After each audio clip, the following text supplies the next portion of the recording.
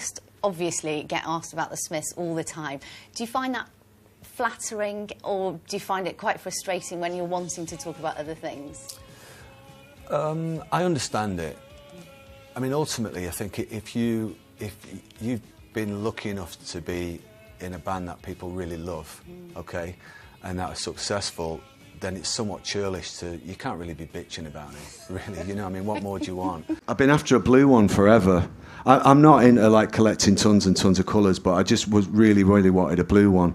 And so they made me a blue one, so I think, you know, a couple of people were asking me whether we were going to do that. Lake Placid blue, isn't it? Yeah, so this is my new baby, really. So beautiful, man. Yeah. I love your yellowy maple neck as well. It's just gorgeous. I love yours, Sean. Thank you.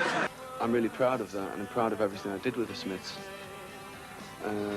But if we would have stayed together, we would have written absolutely uninspired material, and we don't have any plans to work together, really. Hey, Liv. It's all my fault. It's all my fault. Keep your mum and dad out, rocking. Go to sleep now. Even though it's morning time, go back to sleep. Learn to lie in. Learn to lay in. And then learn the guitar. And then I'll say I know you when you're famous. Nice to meet you, darling. Who is more of a diva? Chrissie Hynde, Matt Johnson, Beck, or Morrissey there, Johnny Marr? Wow. But the songs are still miserable rock songs, thank God, which I'm really pleased about. So there's no sort of massive change. There isn't any sort of happy talks on this LP or anything. It's still pretty serious music. Are you a serious person? Me? Oh, yeah.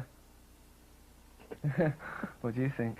A few weeks passed and I was reading in the music press, it's like Johnny Marr gives band guitar and Oasis this, that and the other. And the way he'd made it out was like he and I had met on this grassy knoll at midnight under a full moon, like that, in our shades.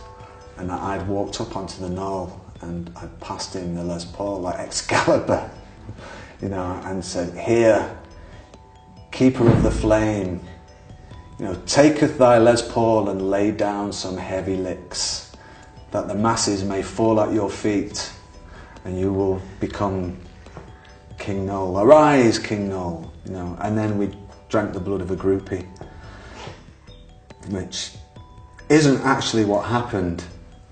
You know, I crashed a car. I wore sunglasses indoors at all times. It's just like, it wasn't, checklist, it's all been done. It wasn't very sinister. Yeah, it was all stuff kind of like, you know, being a young rock and roller, it's kind of what you're supposed to do, really. And it's what I did. Does that impact on this band at all? Because they're younger guys who presumably like a drink every now and again. Yeah. It doesn't make any difference that you don't take part No, in it? all my friends just drink all night long, you know what I mean? And it's very simple, like, I can hang out and party all night long, probably better than I used to be able to, but once someone starts telling me the same thing 5 times, you know, I'll find something better to do, you know. Apparently, people are very interested in this shirt. I get a lot of questions, like, fired up on the socials about where I get my shirts from. Thank you. It's all right, yeah, you're going to have to chop all of that up, but make it sound like I'm making sense. Have you got that camera on? Okay, cucumber is literally the black hole of foodstuffs. Exhibit A, Exhibit B, Exhibit C. No self-respecting 80s icon will be dealing with that. Would Simon Le Bon be having that? No. No. Would Michael Stipe put up with it? No. Would Tom York put up with it? No. I know, it's because I play guitar, it's because I'm from Manchester, isn't it? What do you put on your chips? I don't eat chips. All right, well, thanks so much. Keep on rocking in the free world and doot-doot-a-loot-doo. La-di-da. Almost, Johnny. Doot-doot-a-loot-doo. La-di-da. Not quite. Doot-doot-a-loot-doo. Cooking MC's like a pound of bacon. I'll get there in the end, right? You will get there in the end. Doot-doot-a-loot-doo. Ood. I did that backwards. Because of the way Morrissey used to put his vocals in unexpected places on the music, I used to fill in the space after. So that he would leave spaces where I didn't think there was going to be spaces, and he would cover up where the solo was supposed to be. So, the little Dickens. single's either there, and if it isn't there, then so what, you know? And we're on a really kind of anarchistic high about this record. We're trying to make it as uncommercial and as unaccessible as is possible within the Smiths. So I sent this guitar up anyway with a note saying, okay, this one's well heavy, and if you can get a good swing with this one, next time you'll take the fucker out.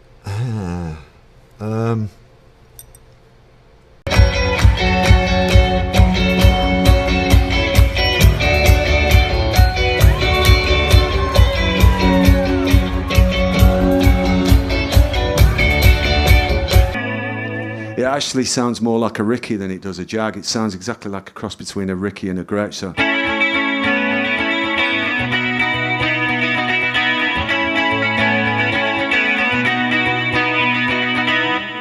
So, if I'd had one of these in the Smiths, I would have saved myself so much money. I seem to remember that kind of music, John. That sort of thing, yeah.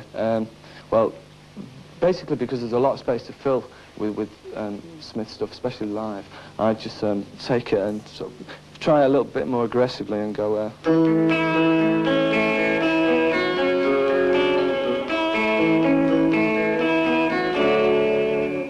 as well as that, there's a bit of the old... There is a Sam Phillips kind of son influence in a lot of what we do. The old rock and roll, such as, yeah, the kind of rockabilly-ish kind of...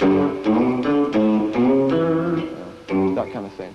Those are the influences which have made the guitar fashionable again, Johnny, but I bet you can't tell me where the melodies come from. The answer is, I don't know, really. That's what Mozart used to say, you know. Good old Mozart. Hit guy. Just want to make, be a better lyricist and be a better singer and a better frontman, and for my band to be the best live band in the world. Like I said in my book, which you've read, I'm sure.